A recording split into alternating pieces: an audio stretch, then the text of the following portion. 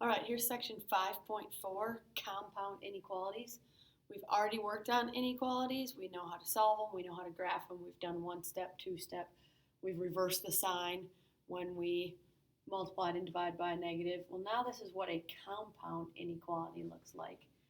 In showing this, it says negative 2 is less than x, which is less than 3. It has to be both. X has to be, we like to say, between negative 2 and 3. Well, if x is between negative 2 and 3, we'll look at that on a number line, but I also want you to be able to write it as two separate inequalities. If this is x, you would say that x is greater than negative 2. And, that's an important word, and x is also less than 3. So all numbers that are greater than negative 2 and less than 3 are the ones that we're looking for. So if we graph that on a number line, we know about open circles and closed circles. We have to go from negative 2 to 3, so maybe throw some numbers on here. Negative 2, negative 1, 0, 1, 2, 3, 4. We want anything greater than negative 2. So there's an open circle, and we're going to go greater than. X is less than 3. Open circle, because there's no underline, less than 3. Well, what happens is they run into each other. And this is an infinite arrow that's going to keep going and going and going and going and going. This is an infinite arrow that's going to keep going and going and going. And if we don't stop it, then we're going to have the entire number line be a solution to this. We don't want it. We have to have it greater than negative 2 and at the same time less than 3. So if we do that, we are going to take these, and instead of having an arrow on the end, this one was going to the right, this one was going to the left. They are going to run into each other, and all numbers between negative 2 and 3 are included in this compound inequality. 0, 1, 2, 1.5, negative 1.99. That's what our compound inequality looks like. In this case, both of these are open circles. That isn't always true. It's not always going to be the same, so we've got to pay attention to that. For example, x is less than 0 or x is greater than or equal to 2. Now that's an or. We've got two different options, and I don't have to rewrite it because they're already written separately. If I want x is less than 0, I'm going to get 0, 1, and 2 on the graph, maybe a couple more numbers. I want, negative 1, I want an open circle of the 0, and x has to be less than 0, so we're going this way. But if I put a closed circle over the 2 because of the underline, it's going to be greater than or equal to 2. And now you can see why we use the word or. Pick a number less than 0. All right, negative 4. That's less than 0. Now pick a number greater than 2. Greater than or equal to 2.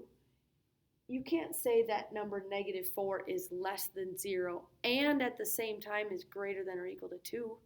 That doesn't work. There is no number in this number line that is both less than 0 and greater than or equal to 2. So we use the word or, and there's a gap in between. Let's try writing a compound inequality if they gave us the inequality and we have to write the compound inequality. This is one where they run into each other. So we know that's one that's going to be an and. If it helps to write it as two separate before we write the final answer, we can do that. How about write it first as x. We know the negative 1 is going in this direction, so we'll say x is greater than negative 1. And we also know there's an x here with the 5, but that's going this direction. They're running into each other. And what's happening to the 5? It's less than 5. If x has to be greater than negative 1 and less than 5, that's why it includes all these numbers in between. But whenever we use an and, we don't leave it as two separate inequalities. First thing, make sure you write it in order.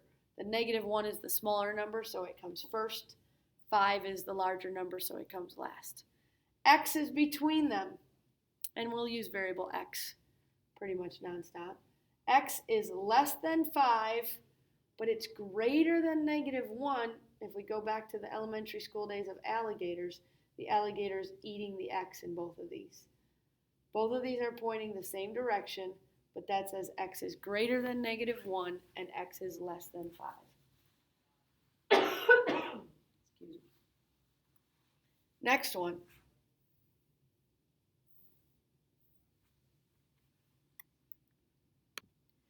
Next one, you can tell by looking at it that it's going to be an OR problem because a number can't be both. And there's a gap in between. So we'll use x as our variable again. So talking about x and the number 1, we have a closed circle, so it's going to be an underline. And this one is going to the left, which makes it a less than or equal to.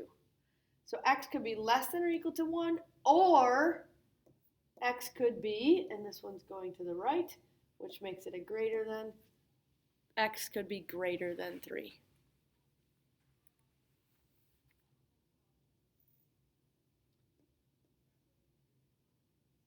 Oh, we don't need that number line. We already have one.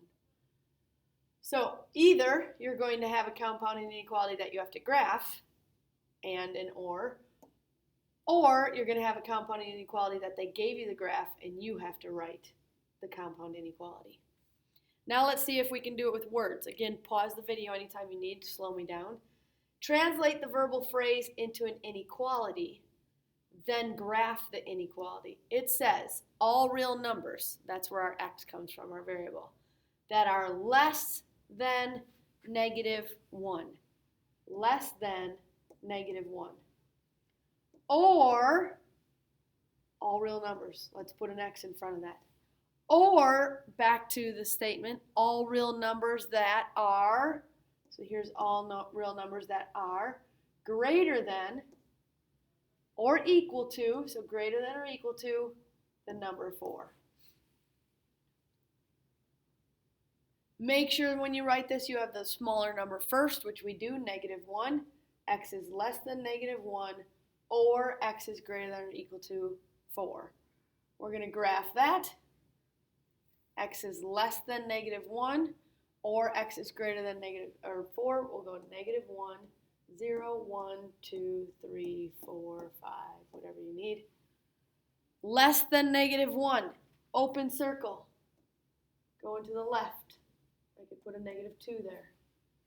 Closed circle over the 4. Going to the right. Big gap, but that's what our OR looks like. Let's try another one. All real numbers that are greater than or equal to negative 3 and less than 5. Greater than or equal to the number negative 3. Greater than or equal to the number negative 3. So we're going to put our x there. And it has to be less than 5. So all real numbers, which is our x, has to be greater than or equal to negative 3 and less than 5. Now be careful when you write this. We have to write this one because it's an and as a compound inequality. Negative 3 goes first because it's smaller. X is greater than or equal to negative 3, which means negative 3 itself is less than or equal to x, which is less than 5. This is what our compound inequality looks like.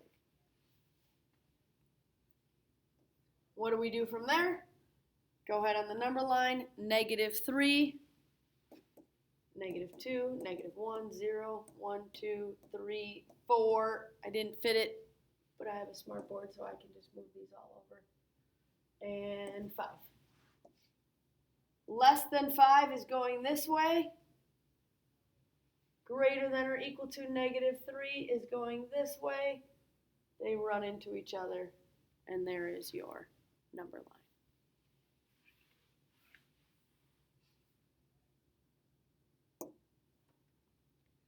Solve and graph. Next step, last step. Solve and graph. 2 is less than, x plus 5 is less than 9. Well, we know how to solve them when they look like this. X plus 5 is less than 9. Whatever you do to one side of the equation, you must do to the other side of the equation. And we get x is less than 9 minus 5 is 4. But this is a compound inequality, so whatever you do to one side of the equation, you have to do to both sides of the equation, or in this case, inequality. Drop the signs down. We subtracted 5 in the middle, we subtracted 5 on the right, we subtracted 5 on the left. 2 minus 5 is negative 3. Compound inequality, we need to graph that one. So if we graph this, I'll bring it up a little. We're going with negative 3, negative 2, negative 1, 0, 1, 2, 3, 4, 5. We need to be greater than negative 3, but it has to stop and be less than 4. Both open circles because there's no underline going that way. So solve and graph takes an extra step.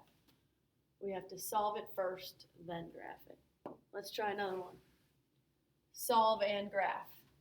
This time we're going to, and pause it if you need to take time to write this down, add 5 here in the middle, add 5 over on the right, which we normally do, and add 5 over here on the left, which is new. Negative 7 plus 5 is negative 2, which is less than x, which is less than or equal to 9. Now I'm kind of looking ahead on this. I don't think negative 2 all the way to 9 is going to fit on here. So maybe we can count by 2's. Negative 4, negative 2, 0, 2, 4, 6, 8, 10, 12. We know we're going to be greater than negative 2, open circle, it's heading that way. But less than or equal to 9, where is 9? It's halfway between 9 and 8 and 10. Halfway between 8 and 10, that's got to be less than, and we have them run into each other.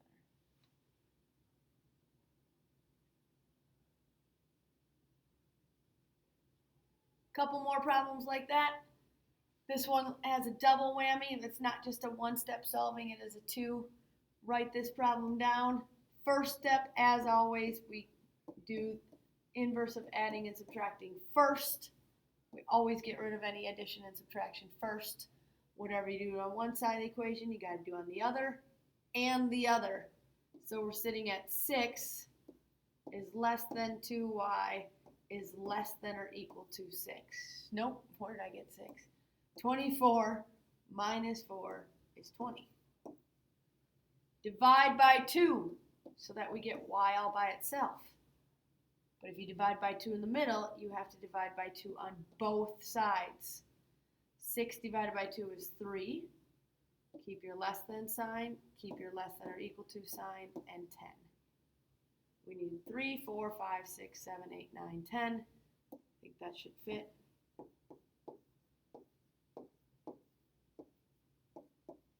And we'll go open circle at the 3, closed at the 10, connect them.